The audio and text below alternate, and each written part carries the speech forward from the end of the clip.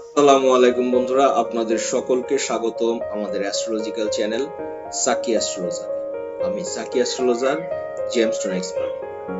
আপনাদের সকলের ভালোবাসা, আপনাদের সকলের সাপোর্ট আমাদেরকে এগিয়ে নিয়ে যেতে সাহায্য করছে। আপনারা এইভাবে আমাদেরকে ভালোবাসবেন, এভাবে আমাদেরকে সাপোর্ট করবেন, এটাই আমরা আপনাদের কাছ থেকে আশা করছিলাম। যখনই রত্ন পাথর সম্পর্কে কোনো তথ্য, যখনই অ্যাস্ট্রোলজি সম্পর্কে কোনো প্রশ্ন, একটি মাত্র চ্যানেল সাকি অ্যাস্ট্রোলজার। আমরা আপনাদের জ্যোতিষের সকল ভ্রান্ত ধারণা থেকে বের করে নিয়ে এসে সুন্দর এবং স্বাচ্ছন্দ্যকর একটি জীবনে উপনীত করার চেষ্টা করে থাকছি। আশা করি আপনারা সকলে উপকৃত হচ্ছেন। বন্ধুরা, আজকে আমাদের লার্ন ভেদিক অ্যাস্ট্রোলজি ক্লাসের 13 নম্বর লেকচার। আজকে আমরা দুর্দান্ত একটি জিনিস শিখবো, সেটি হচ্ছে পেজ। পেজ বলতে আমরা কি বুঝি? পেজ বলতে আমাদের একটি শর্ট ফর্ম, যেটি আমাদের একটি সূত্রের মতো কাজ করে থাকে। আপনাদেরকে বোঝার জন্য, আপনাদেরকে শেখানোর জন্য দুর্দান্ত ভাবে এফেক্টিভ হয়ে থাকবে। আমাদের বার্থ চার্টে আমাদের গ্রহ এবং আমাদের গ্রহদের সাথে বিভিন্ন ভাব এবং বিভিন্ন রাশির যেই সম্পর্ক, সেগুলা আমরা কিভাবে বিচার করে থাকি সে ব্যাপারেই আজকে আপনাদেরকে আমরা অনুশীলন দেব। আসুন জেনে নেই পেজ সম্পর্কে কি। আমরা আপনাদেরকে একটি স্ক্রিন শেয়ার করেছি, সেখানে আপনারা দেখতে পাচ্ছেন পেজ আমরা শেয়ার করেছি। অ্যাসেন্ডেন্ট একটি লগ্ন আপনাদেরকে আমরা শেয়ার করেছি, একটি বার্থ চার্ট যেখানে দেখতে পাচ্ছি আমরা এর লগ্ন হচ্ছে তুলা লগ্ন, 7 নম্বর রাশি তুলা লগ্ন। এবং তুলা লগ্নের সাথেই আমরা আগে জেনে নেই পেজ বলতে আমরা কি বুঝে থাকি। পেজ বলতে প্রথমেই দেখা যাচ্ছে PACE, পেজ। পেজের অর্থটা হচ্ছে, ফরমেশনটা হচ্ছে, পি মানে হচ্ছে পজিশন, এ মানে হচ্ছে এসপেক্ট, সি মানে হচ্ছে কনজাংশন এবং ই মানে হচ্ছে এক্সচেঞ্জ। আমরা এই পজিশন, এসপেক্ট, কনজাংশন এবং এক্সচেঞ্জ বিচার করে আমরা বার্থ চার্টে কিভাবে আমাদের গ্রহ নক্ষত্রের স্থিতি এবং একজন জাতক জাতিকার প্রভাব সেটা বিচার করে থাকি, সে ব্যাপারেই আজকে আমরা আপনাদেরকে অনুশীলন করব। আমরা এটি একটি শর্ট ফর্ম করেছি বন্ধুরা, আপনাদেরকে শেখানোর জন্য। পেজ একটি সূত্রের মতো, মনে রাখবেন, তাহলেই আপনাদের সবকিছু হয়ে যাবে। আসুন জেনে নেই বার্থ চার্ট থেকে কিভাবে আমরা এর বিশ্লেষণ করে থাকব। প্রথমে দেখতে পাচ্ছি আমরা পেজ মানে পজিশন। আমাদের বার্থ চার্টে 12টি ভাবে বিভিন্ন গ্রহ বিভিন্ন রাশিতে অবস্থিত হয়ে থাকে, সেই অবস্থানকেই আমরা পজিশন বলে থাকি, আমাদের গ্রহস্থিতি বলে থাকি। ধরে নেওয়া যাক আমাদের তুলা লগ্নের বার্থ চার্টে আমাদের মঙ্গল গ্রহটি সেকেন্ড হাউসে রয়েছে। সেকেন্ড হাউস মিন্স বৃশ্চিক রাশিতে রয়েছে।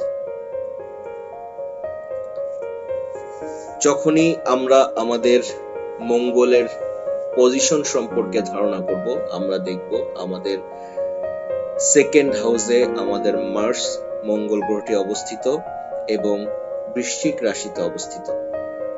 এটাকে আমরা পজিশন বলে থাকি। এবার আসুন জেনে নেই এসপেক্ট সম্পর্কে। দৃষ্টি, গ্রহ দৃষ্টি। গ্রহ দৃষ্টি আমরা কিভাবে বিচার করে থাকব। গ্রহ দৃষ্টি বন্ধুরা, ধরে নেওয়া যাক মঙ্গল গ্রহটি আমাদের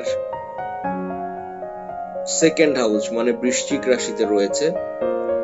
মঙ্গল কোথায় কোথায় দৃষ্টি দিচ্ছে কাউন্ট করি আমরা, 1 2 3 4।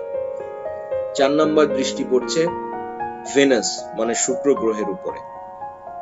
এই যে গ্রহ দৃষ্টির যে জিনিসটি, এটাকেই আমরা এসপেক্ট বলে থাকি, দৃষ্টি বলে থাকি।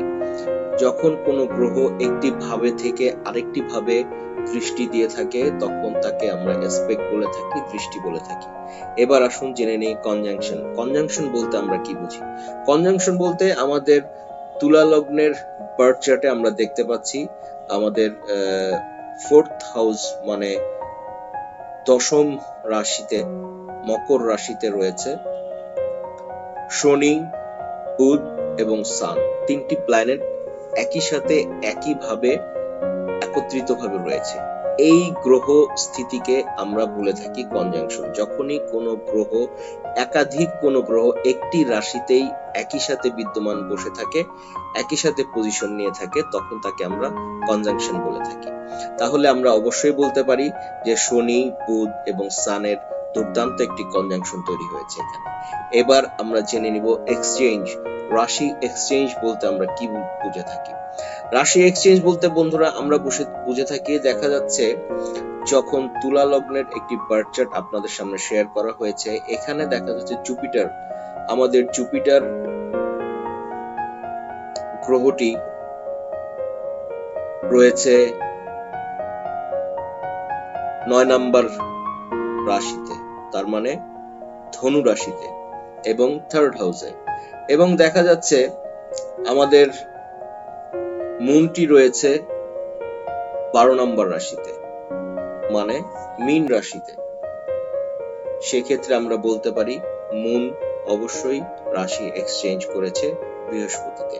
অথবা আরেকটি আপনাদেরকে আমি অবজেক্টিভ দিতে পারি, সেটা হচ্ছে দেখা যাচ্ছে আমাদের ভেনাস যেহেতু লগ্নপতি সপ্তম ঘরে সপ্তম নাম্বার রাশি তুলা লগ্ন এবং লগ্নপতি রয়েছে 11 নাম্বার রাশিতে কুম্ভ রাশিতে এবং পঞ্চম হাউস মানে 5th হাউসে রয়েছে, এবং 5th হাউসে রাশি অধিপতি হচ্ছে শনি। এবং খেয়াল করে দেখুন দশম রাশি অধিপতি হচ্ছে সেটাও শনি, মকর রাশি। তাহলে আমরা বলতে পারি শনি এবং শুক্রের মধ্যে, ভেনাসের মধ্যে, স্যাটার্ন এবং ভেনাসের মধ্যে রাশি এক্সচেঞ্জ হয়েছে, মানে তারা একই রাশিতে একই সাথে নিজেদের অবস্থান পরিবর্তন করেছে। সেক্ষেত্রে ভেনাস এখানে রাশি এক্সচেঞ্জ করেছে। তো এইভাবে বন্ধুরা আমরা আসলে আমাদের প্ল্যানেটারি পজিশন, অ্যাসপেক্ট, কনজাংশন এবং এক্সচেঞ্জ বিচার করে থাকি। এভাবে প্রভাব দিয়ে থাকে এবং এরই উপরে ডিপেন্ড করে আমাদের নির্ণয় হয়ে থাকে কিভাবে আমরা বার্থ চার্টে গ্রহ একজন জাতক জাতিকার বিস্তার হয়ে থাকবে এবং তার কোন এফেক্ট কিভাবে করে থাকবে সে ব্যাপারে। খুব সহজে বন্ধুরা আমরা জানতে পারলাম পেজ সম্পর্কে, আমাদের গ্রহ পজিশন, অ্যাসপেক্ট, কনজাংশন এবং এক্সচেঞ্জ সম্পর্কে। খুব সহজভাবে নিজের মধ্যে অবশ্যই জিনিসটি ইনভলভ করে নিন। আশা করি আপনাদের দুর্দান্তভাবে সফলতা আসবে এবং আমাদের নেক্সট চ্যাপ্টার আপনাদের খুব সহজ হবে। আপনারা যদি আমাদের দ্বারা বার্থ চার্ট অ্যানালাইসিস করতে চান, অবশ্যই আমাদের ইমেল অ্যাড্রেসে মেইল করুন, আমাদের স্ক্রিনে দেওয়া টেলিগ্রামে নক করুন।